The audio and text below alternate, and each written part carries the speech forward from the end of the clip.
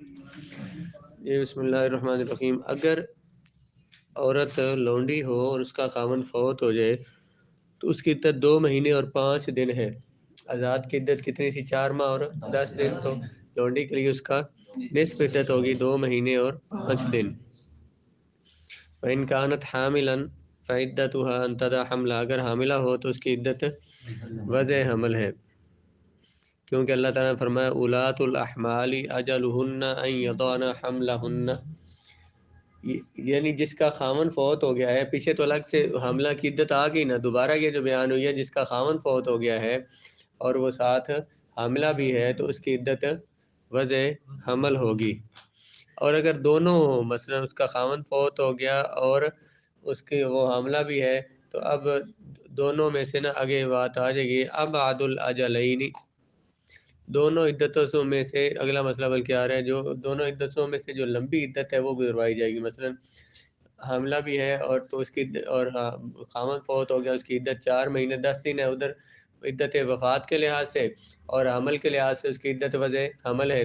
اگر ایسے ہوتا ہے کہ مہینے 2 مہینے بعد بچہ پیدا ہو جاتا ہے تو پھر وہ 4 مہینے 10 دن پورے کرے گی. اگر بچہ پیدا ہوتا ہے 6 مہینے کے بعد تو پھر 6 مہینے پر اس کی عدت ختم ہوگی. اس میں عدت تو کہتے ہیں وقت گزرنے کو، یہ جو دن ہے 4 مہینے 10 دن اسی کو کہتے ہیں.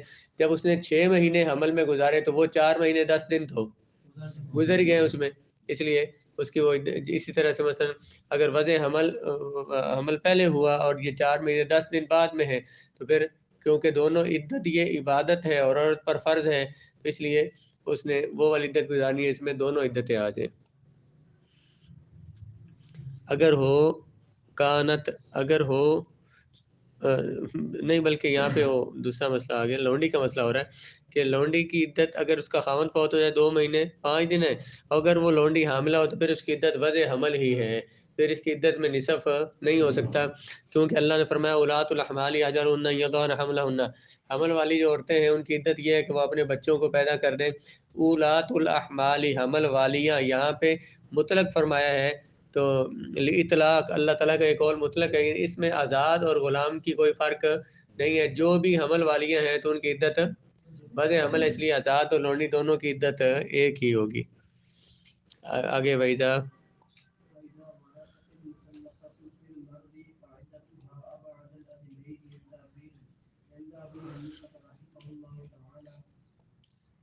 بس وہ عورت جس کو طلاق دی گئی مرض وفات میں، اگر وہ وارث بنی تو اس کی عدت ابعد الاجلین ہوگی. 2 عدتوں میں سے جو لمبی عدت ہے نا وہ اس کی عدت ہوگی.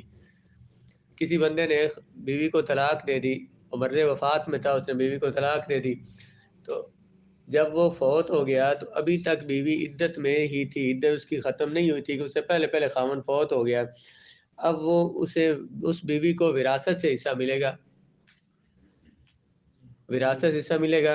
اب 2 چیزیں ہیں، جب اسے وراثت سے حصہ ملے گا تو وراثت سے حصہ کیوں ملے گا؟ کیونکہ نکاح کے ابھی تک کچھ حقوق اس پر باقی تھے. وہ جو عدت گزار رہی ہے وہ اسی نکاح کے حقوق میں سے، اس وجہ سے اسے وراثت ملے گی. جب وراثت ملے گی اس کا مطلب وہ اس کے نکاح میں ہے، تو اس نے عدت کون سی گزارنی ہے؟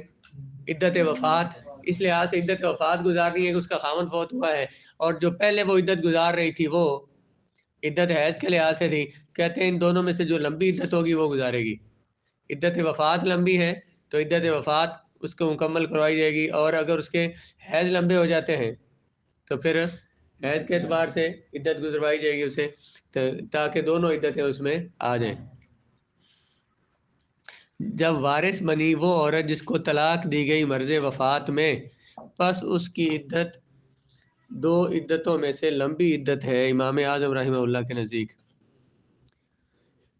اس مسئلے کو کہتے ہیں مسئلۃ امرأۃ الفار، فار کی بیوی کا مسئلہ. فار کیسے؟ فر ہے فر فرار فهو فار، بھاگنے والا. جو بیوی کو طلاق دے رہا ہے مارتا ہے میں جانا تھا، اسے تو وراثت نہ دینی پڑے، بعد میں میرے بچے لیں گے اور اس کو فارغ کریں. تو کچھ بھی اس کے دل میں ہو تو بھاگنے والے کی بیوی کا مسئلہ، اس مسئلے کو بھی بولتے ہیں مسئلہ تو امرأۃ الفار. آگے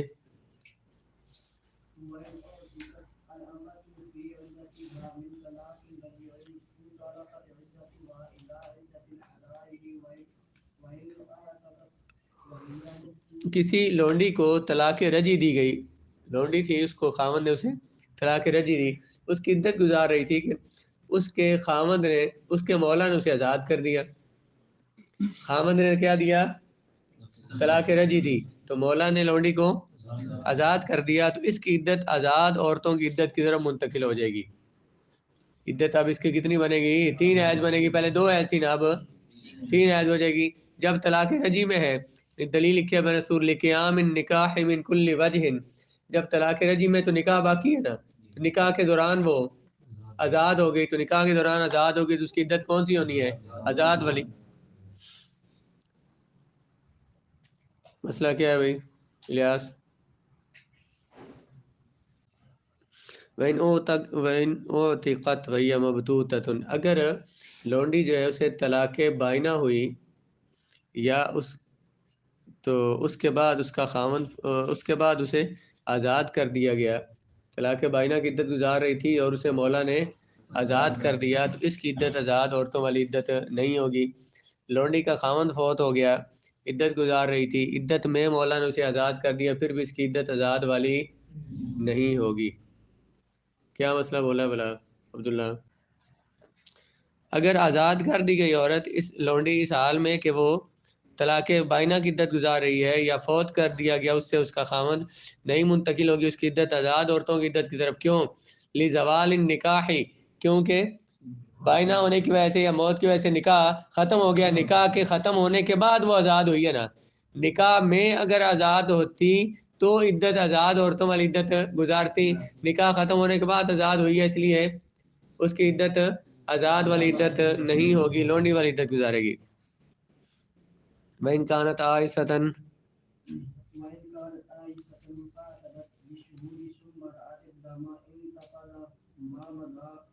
اگر کوئی عورت عائشہ تھی، حیض آنا ختم ہو گیا تھا، وہ عدت اس نے کیسے گزارنی تھی؟ مہینوں کے لحاظ سے 3 ماہ کی عدت گزارنی تھی. تو مہینوں کی عدت گزار رہی تھی کہ اس نے خون دیکھ لیا، مطلب اس کو حیض آنا شروع ہو گیا، تو جو مہینے والی عدت جو گزر چکی ہے نا وہ ختم ہو جائے گی. وَكَانَ عَلَيْهَا أَن تَسْتَأْنِفَ الْعِدَّةَ، اس پر لازم ہے کہ وہ عدت حیض کے لحاظ سے پھر شروع سے عدت گزارے گی. 3 حیض عدت گزارے گی، اس کی عدت ختم ہو، وہ جو پہلی تھی وہ عدت ختم ہو گئی.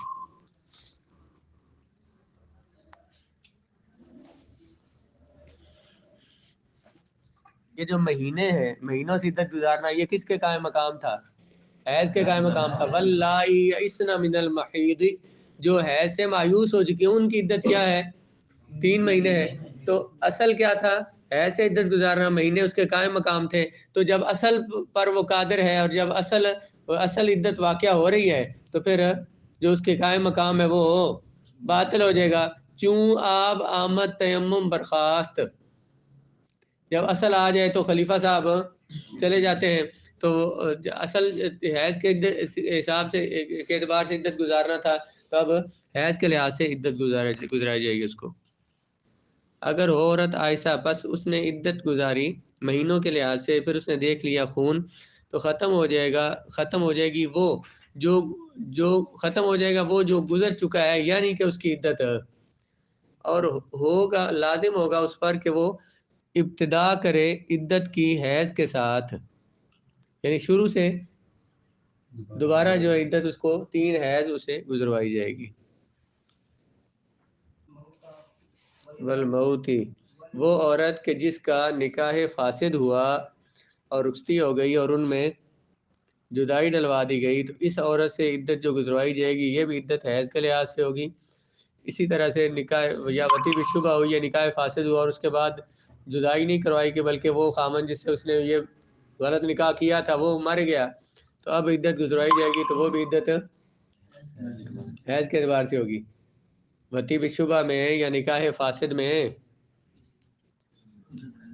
اس کے جدائی کروا دی گئی تو اس کے بعد عدت گزرائی گئی، چاہے وہ خامن فوت ہو جائے یا ویسے جدائی کر دی گئی، تو عدت حیض کے لحاظ سے ہوگی، یعنی خامن کے مرنے کے بعد عدت وفات نہیں گزارے گی، کیونکہ اس کا خامن تھا ہی نہیں. عدت وفات تو تب گزارنی ہے کہ جب والذین یتوفون منکم ویذرون ازواجا، جو تم میں سے فوت ہو جائیں اور پیچھے زوجہ چھوڑ جائیں، ازواج چھوڑ جائیں، تو وہ اس کی زوجہ نہیں ہے کیونکہ اس کے ساتھ اس کا نکاح ہے فاسد ہوا، نکاح صحیح ہو تو زوجہ بنتی ہے. یا وتی بالشبہ ہو گئی، مطلب اس نے کسی بندے نے کسی عورت کو بیوی سمجھ کر اس سے وتی کر لی، تو اب بھی اس سے عدت گزروائی جائے گی، عدت گزرائی جائے گی. اس کے بعد اگر اس کی شادی ہوئی ہے تو اپنے خاوند کے ساتھ پھر وہ رہ سکتی ہے، اس کی عدت گزرائی جائے گی کیونکہ یہاں اشتباہ نسب کا خطرہ ہے. تو اگر اس کے بعد یہی جو وتی بشبہ کرنے والا تھا یا نکاح فاسد کرنے والا تھا یہ مر گیا، تو اس کے بعد عدت وفات وہ نہیں گزارے گی بلکہ حیض کے لحاظ سے گزارے گی، کیونکہ اس کی عدت مطلق استبراء رحم کے لیے ہے، نہ کہ موت کے خاوند کے مرنے پر سوگ کے طور پر ہے، کیونکہ اس کا وہ خاوند تھا ہی نہیں. وہ عورت جس کو نکاح کرایا گیا، جس کا نکاح فاسد یا وتی کی گئی جس کے ساتھ شبہ کے ساتھ، تو ان دونوں کی عدت حیض ہے. جدائی کی صورت میں